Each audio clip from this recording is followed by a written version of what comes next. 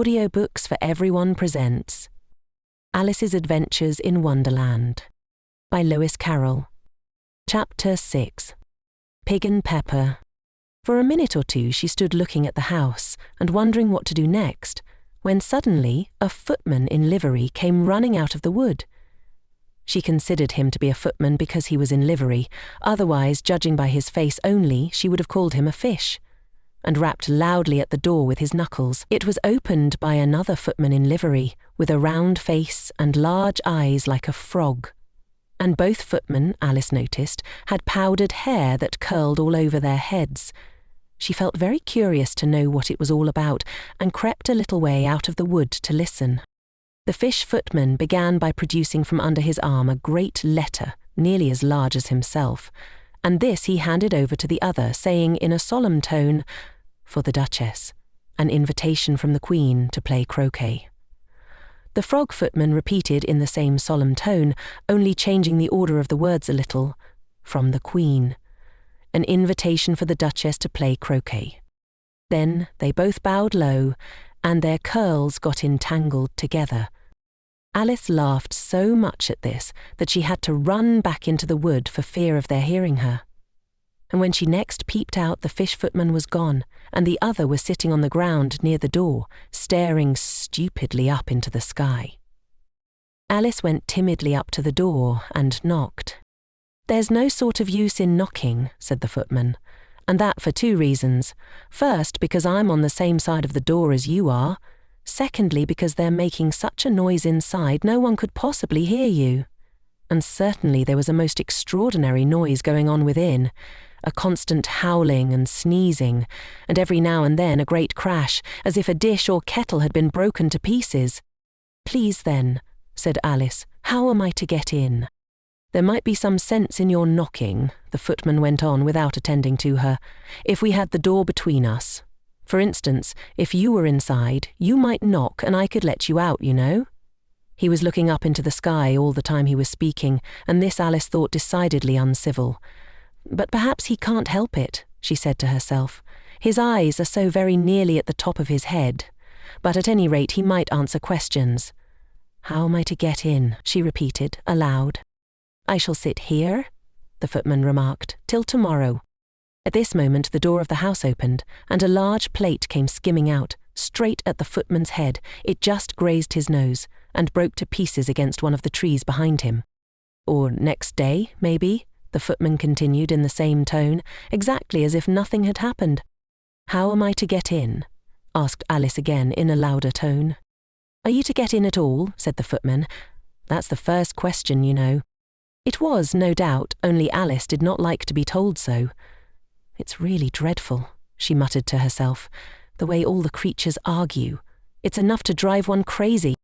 The footman seemed to think this a good opportunity for repeating his remark with variations. "I shall sit here," he said, "on and off for days and days." "But what am I to do?" said Alice. "Anything you like," said the footman, and began whistling. "Oh, there's no use in talking to him," said Alice desperately. "He's perfectly idiotic." And she opened the door and went in. The door led right into a large kitchen, which was full of smoke from one end to the other. The Duchess was sitting on a three-legged stool in the middle, nursing a baby. The cook was leaning over the fire, stirring a large cauldron which seemed to be full of soup. "There's certainly too much pepper in that soup," Alice said to herself, as well as she could for sneezing. There was certainly too much of it in the air. Even the Duchess sneezed occasionally, and as for the baby, it was sneezing and howling alternately without a moment's pause. The only things in the kitchen that did not sneeze were the cook and a large cat which was sitting on the hearth and grinning from ear to ear. "Please would you tell me," said Alice, a little timidly, for she was not quite sure whether it was good manners for her to speak first, "why your cat grins like that?" "It's a Cheshire Cat," said the Duchess. "And that's why. Pig." She said the last word with such sudden violence that Alice quite jumped, but she saw in another moment that it was addressed to the baby and not to her. So she took courage and went on again. "I didn't know that Cheshire Cats always grinned. In fact, I didn't know that cats could grin." "They all can," said the Duchess, and most of them do." "I don't know of any that do," Alice said very politely, feeling quite pleased to have got into a conversation. "You don't know much," said the Duchess, "and that's a fact." Alice did not at all like the tone of this remark and thought it would be as well to introduce some other subject of conversation. While she was trying to fix on one, the cook took the cauldron of soup off the fire and at once set to work throwing everything within her reach at the Duchess and the baby. The fire irons came first, then followed a shower of saucepans, plates and dishes. The Duchess took no notice of them even when they hit her, and the baby was howling so much already that it was quite impossible to say whether the blows hurt it or not. "Oh, please mind what you're doing," cried Alice, jumping up and down in an agony of terror. "Oh, there goes his precious nose," as an unusually large saucepan flew close by it and very nearly carried it off. "If everybody minded their own business," the Duchess said in a hoarse growl, "the world would go round a deal faster than it does." "Which would not be an advantage," said Alice, who felt very glad to get an opportunity of showing off a little of her knowledge. "Just think of what work it would make with the day and night. You see, the Earth takes 24 hours to turn round on its axis." "Talking of axes," said the Duchess, "chop off her head." Alice glanced rather anxiously at the cook to see if she meant to take the hint, but the cook was busily stirring the soup and seemed not to be listening, so she went on again. 24 hours, I think. Or is it 12? "Oh, don't bother me," said the Duchess. "I never could abide figures." And with that she began nursing her child again, singing a sort of lullaby to it as she did so, and giving it a violent shake at the end of every line. "Speak roughly to your little boy, and beat him when he sneezes. He only does it to annoy, because he knows it teases."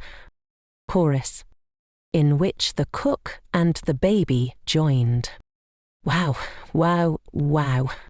While the Duchess sang the second verse of the song, she kept tossing the baby violently up and down, and the poor little thing howled so that Alice could hardly hear the words. "I speak severely to my boy. I beat him when he sneezes, for he can thoroughly enjoy the pepper when he pleases." Chorus. Wow, wow, wow. "Here, you may nurse it a bit if you like," the Duchess said to Alice, flinging the baby at her as she spoke. "I must go and get ready to play croquet with the Queen." And she hurried out of the room.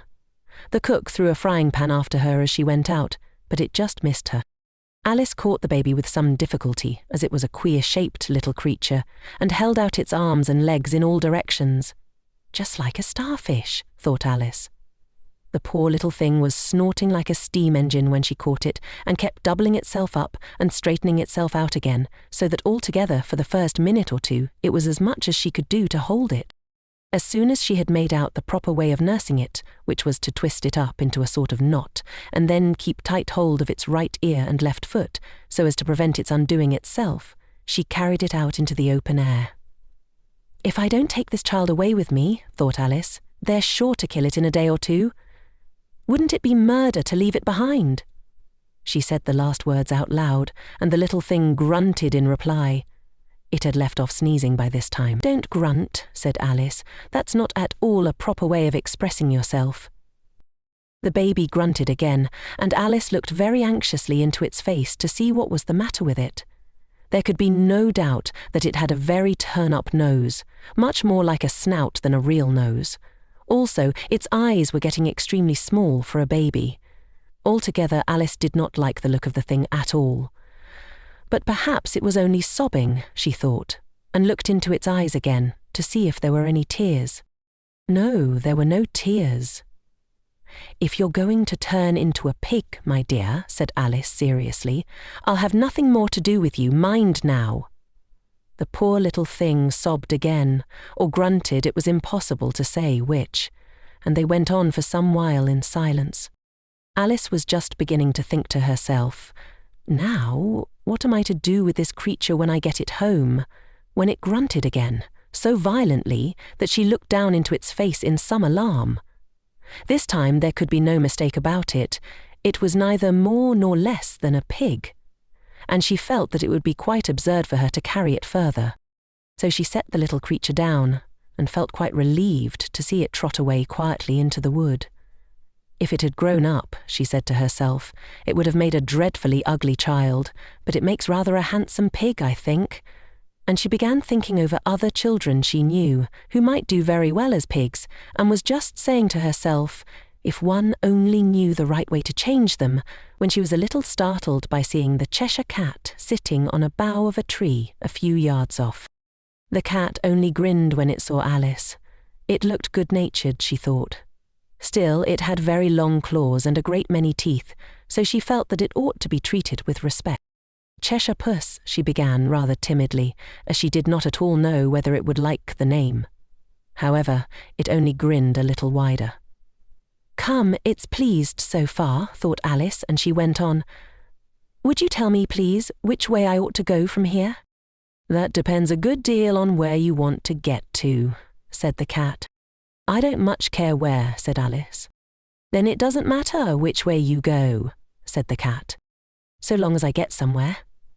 Alice added as an explanation. Oh, you're sure to do that, said the cat, if you only walk long enough.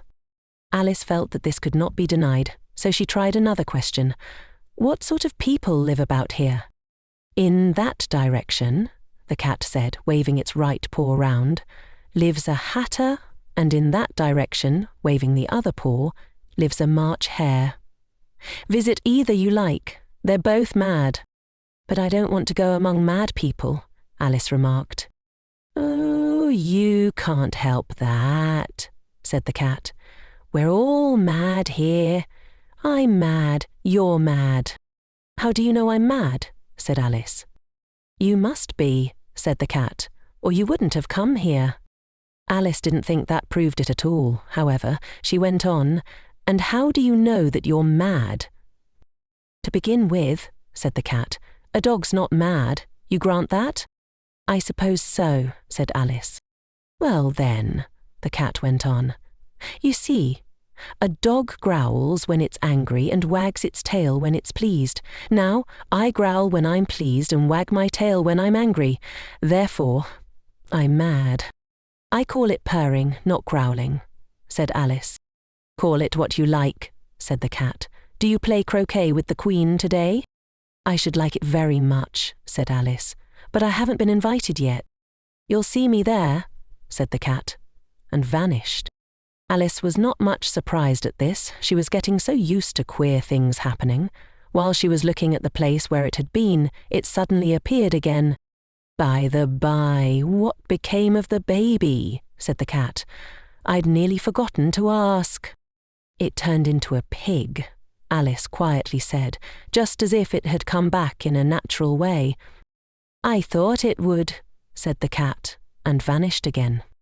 Alice waited a little, half expecting to see it again, but it did not appear, and after a minute or two she walked on in the direction in which the March hare was said to live. I've seen hatters before, she said to herself. The March hare will be much the most interesting, and perhaps, as this is May, it won't be raving mad, at least not so mad as it was in March. As she said this, she looked up, and there was the cat again, sitting on a branch of a tree. Did you say pig or fig? Said the cat.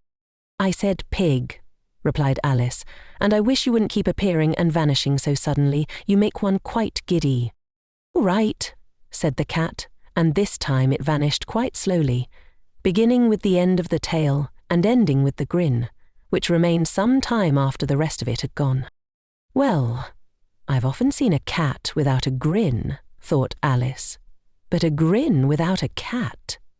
It's the most curious thing I ever saw in my life. She had not gone much farther before she came in sight of the house of the March hare.